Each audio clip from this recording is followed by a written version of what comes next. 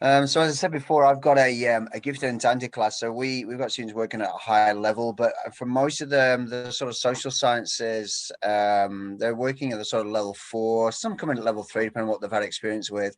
But the benefit with 123 Tech, even if you don't think about all the digital outcomes you get out of it, it is a great look at social issues and social interaction and how different organizations work to solve those problems. And so the students get invested in finding out about those. So they learn a lot about how local councils, governments, other agencies deal with those kind of problems, how people make decisions about what they get to use. So it kind of fits hand in hand really easily, without even looking at the technology side of it that they get into it. So the hardest thing for me is because I have sometimes up to 16 different teams, yeah, like working towards their projects, is you have almost a different set of outcomes for every single group. So one thing I'm developing at the moment, and I've been trying it this year and with the students, is having a little bit of a rubric system where they can actually outline what it is that they're doing, so we can work together to see what outcomes they've achieved, and that way over the 2 years at least I can see what they've done.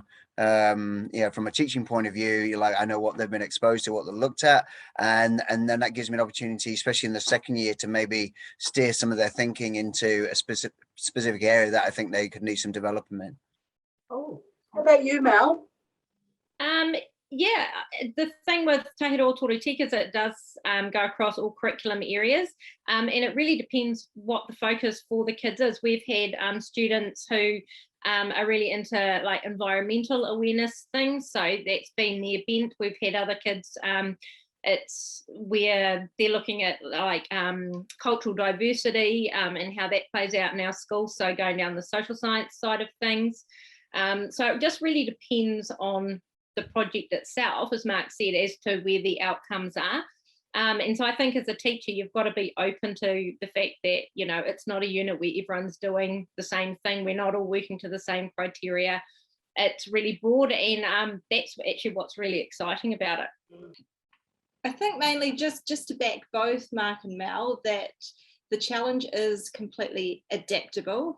And I know from the feedback from yourselves and from other teachers that once the students come up with their actual project concept, there's just huge buy-in, because it's generally something that they're actually passionate about. So rather than being told what to form their project around, they're actually having that ability to come up with it themselves. So getting that buy-in is just really important, I think. And then I think that's just one of, once you're over that hurdle, it tends to just sort of pan out from there. I mean, that's the feedback that we've received from teachers.